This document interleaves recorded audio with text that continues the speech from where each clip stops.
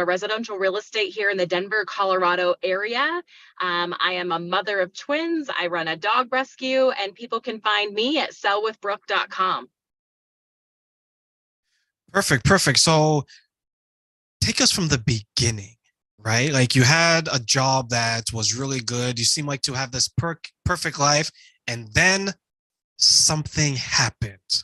Tell us what Ooh. happened. All right. So from the beginning, I will say I moved to Colorado from Texas back in 2009. And if you can remember what was happening, there was an economic recession. Everything was in the toilet. I was moving from Texas to Colorado to sell real estate. I'd never been to Colorado. I'd never sold real estate before in my life. So it was all an adventure to unfold. So fast forward about, let's see, 5, 6, 7 years, I was a new business owner, got my business up and running, built a highly successful real estate business, ended up having twin girls in the mix of that, had my children. And then I remember in 2017 thinking, you know what? I've got this figured out. I sold 35 houses that year. I was traveling every other month. I had beautiful baby girls, but something didn't quite feel right still. And so the following year was when life kind of imploded. My marriage fell apart. I became, in a very hostile divorce situation, very high conflict, very financially devastating. And all for me to realize that I really built a business to escape my life because I wasn't happy in that moment. Does that make sense? It does, because I've been there. Like I haven't been married or divorced, but I can understand like when you're in a relationship and then you reach that point, because it's always interesting, right? Like we can look back and say, this is the point where I knew I had to leave. Did you have that Yeah, point? I did.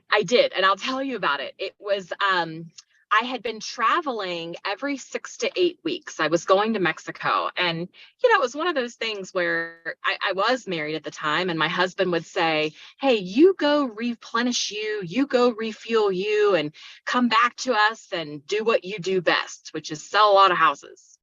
And I remember on a trip, I was with some dear friends, and I remember being on a catamaran out in the Caribbean Sea. The water was beautiful. The drinks were flowing. It was sunny. I was laughing.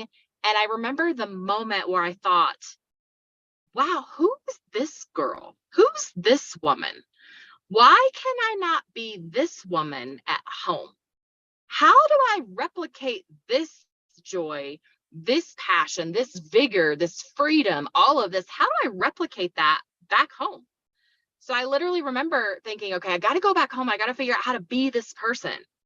And as you know of things, how they unfolded, there was no being that person in that life, because ultimately it wasn't meant to be, And that was a hard thing to grasp, because I felt like I had to make this work. I had to be the mom. I had to be the wife. I had to be what everybody saw from the outside of what was portrayed.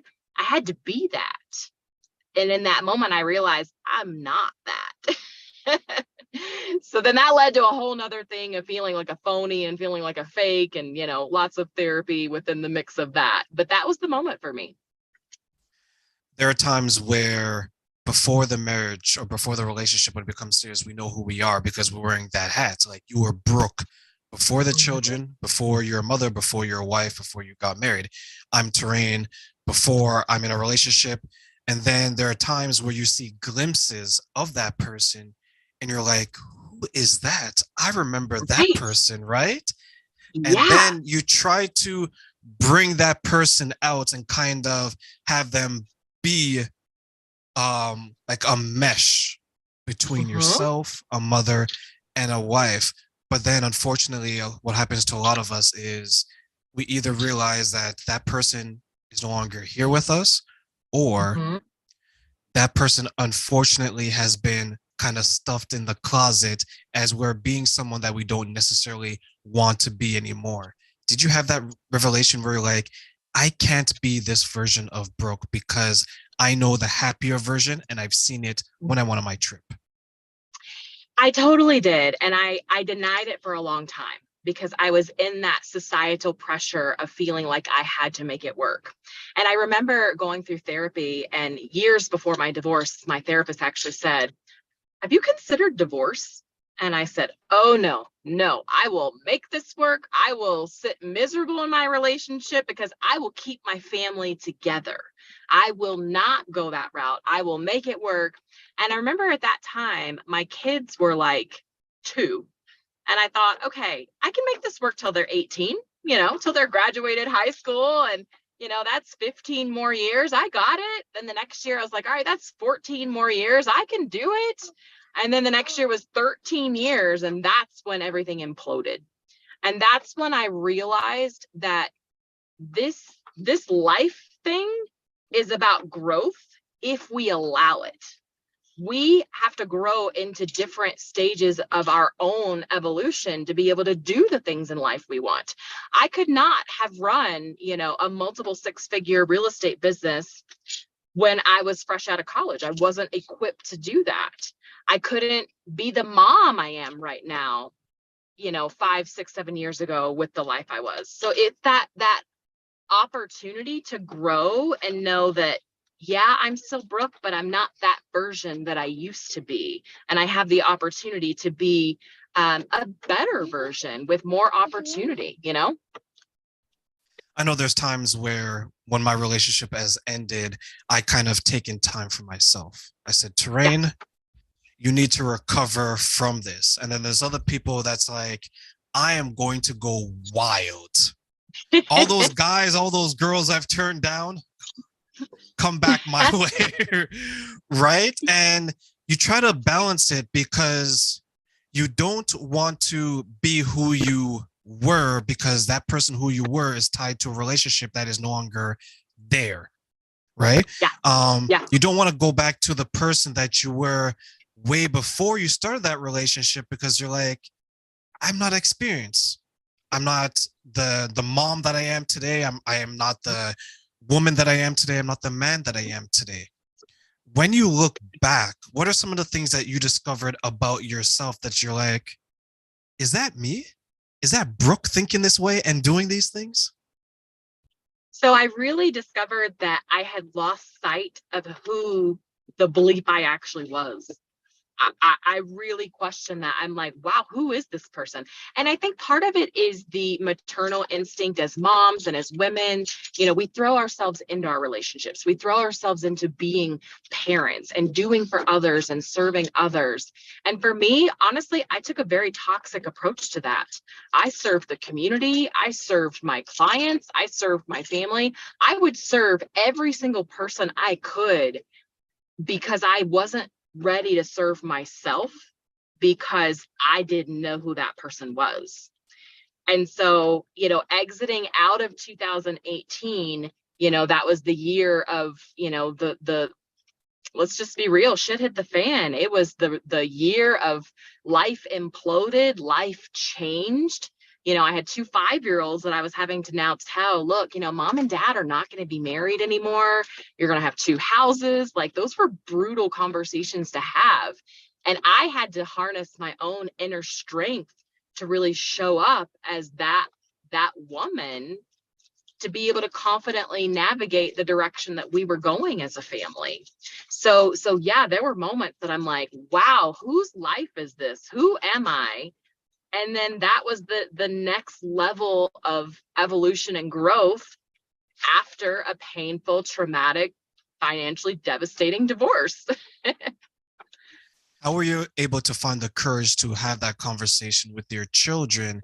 Because many people, as you mentioned earlier on, they're trying to kind of avoid it or tiptoe around it by saying that I will stay in a relationship or in a situation that I don't like until they're basically out the house, and then I will quietly divorce so they don't really know and the impact is not as great.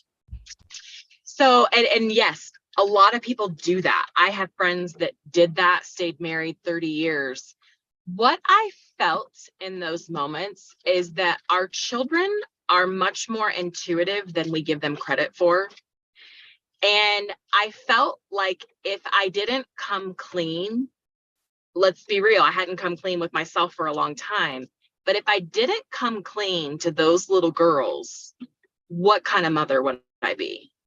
And so I knew without a shadow of a doubt, I had to put the stake in the ground that moving forward, we will forever be honest with how we feel, who we are, and where we're going.